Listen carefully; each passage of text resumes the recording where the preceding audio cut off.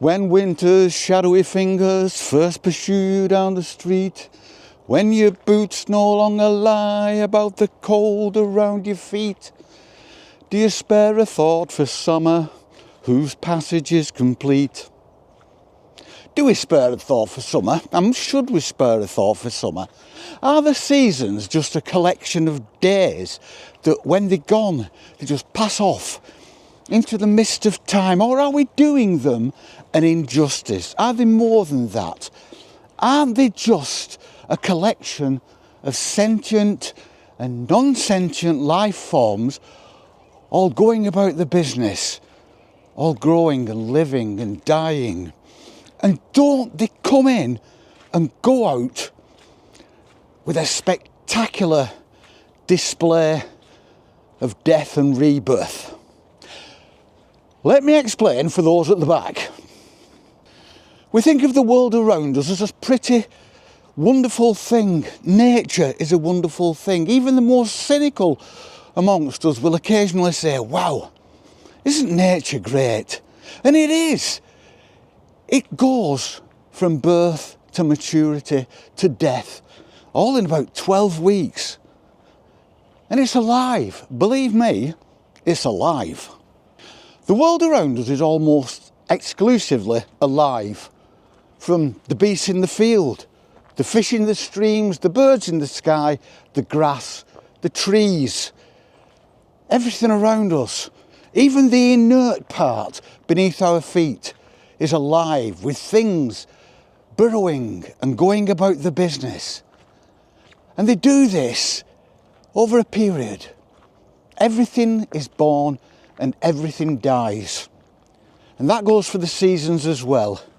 And we do them an injustice by just dismissing them as they come and go. Another winter gone, another summer gone. Oh well, that's that done, let's move on. But before we move on, perhaps we just reflect a little bit on how important and alive the seasons are, and how relevant they are to us, and our lives, and our memories, and our calendar. Each of the seasons is born from the death of the previous one. Autumn goes into winter. The leaves have died, the ground is dormant, everything goes quiet.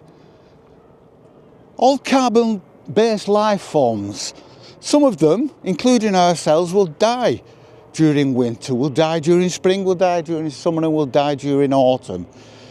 It's all part of this cycle. Winter goes into spring when all new life comes alive and blossoms. But then in summer, the blossoms they die back. Many of them die back because the conditions become too arid and too hostile for them. And the grasses grow and the animals flourish. And then autumn comes in and everything slows down and the leaves go brown and crisp. Animals get dormant, animals go quiet, including us.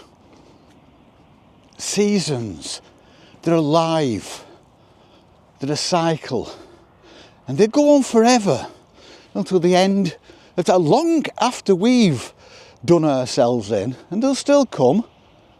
And the animals that are fortunate enough to have survived us will go through the same cycle. Spring, summer, autumn, winter, 12 weeks, each one significant, each one with its own character. That's its character, and they're alive because we don't think of them as being alive, but they are. Everything's alive around us. No, everything's alive below my feet, up in the air. Everything's alive. And we just take it all for granted, don't we? We take it all for granted. Memories are born in seasons. Each season has its own character and its own memories. I was born in June many years ago, and that June will never happen again. That moment when I was born, and this goes for you and everybody on earth, will never happen again. We will have Junes, we will have seasons, we will have years, but they will never happen again. That moment when you were born is gone, but it's just a memory. And it's stored away, and it's unique. And I think that's the thing about it. Each season we pass through is unique, has its own character, deserves its own recognition, deserves remembering, because nature's brilliant. I mean, nature is fantastic, and we take it for granted, and we wander through it, and all we do is worry about our own materialistic lives, and how people are doing us down, and what's happening in the news, and things like that. Little incidental nothings in the scheme of things.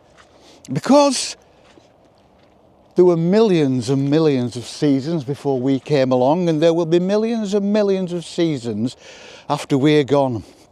And each one of those deserves respect and a slight bit of grief. When the season's passed, we don't think about it. We just think, oh, summer's gone into autumn, autumn goes into winter.